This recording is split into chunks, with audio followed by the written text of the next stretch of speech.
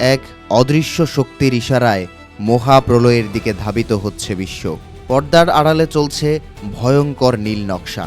সাম্প্রতিক ভূরাজনৈতিক অস্থিরতা, মহাজাগতিক সংকেত এবং ধর্মীয় ভবিষ্যৎবাণীর এক অদ্ভুত মিল সাধারণ মানুষকে ঠেলে দিয়েছে এক চরম আতঙ্কের মুখে। সবচেয়ে চমকপ্রদ তথ্য এসেছে ইহুদিদের নিয়ে।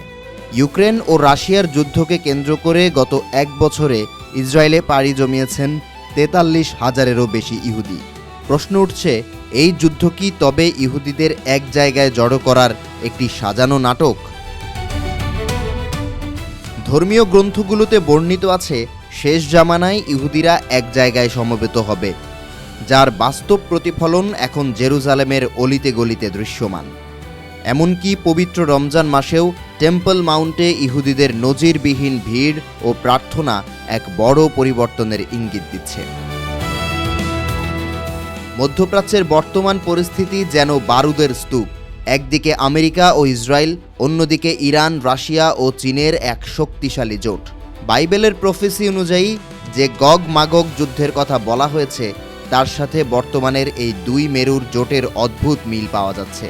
কোরআনে এই যুদ্ধকে ইয়াজুজ মাজুজ হিসেবে বর্ণনা করা হয়েছে।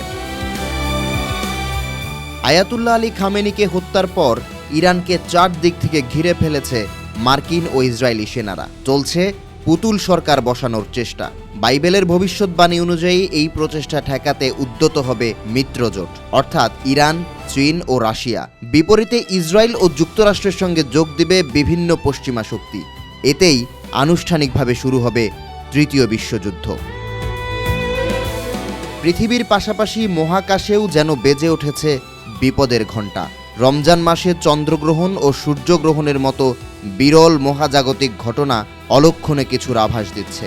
এর সাথে যোগ হয়েছে মরক্কোতে পঙ্গপালের ভয়াবহ আক্রমণ। পঙ্গপালের এই তাণ্ডব কেবল খাদ্য ধ্বংসই নয়, বরং এক আসন্ন দুর্ভিক্ষের পদধ্বনি। দাজ্জালের আগমনের আগে যে ৩ বছরের মহা দুর্ভিক্ষের কথা বলা হয়েছে, এটি কি তারই সূচনা? এছাড়া জাতিসংঘ অকার্যকর হয়ে পড়ার সঙ্গে গাজা ও জেরুজালেমকে সাজানোর দায়িত্ব নিয়েছে নির্দিষ্ট কিছু শক্তি। গুঞ্জন উঠেছে এই শান্তি চুক্তির আড়ালে সুগম করা হচ্ছে দাজ্জালের আগমন। তার বিরুদ্ধে যুদ্ধ শুরু করবেন ইমাম মাহাদি।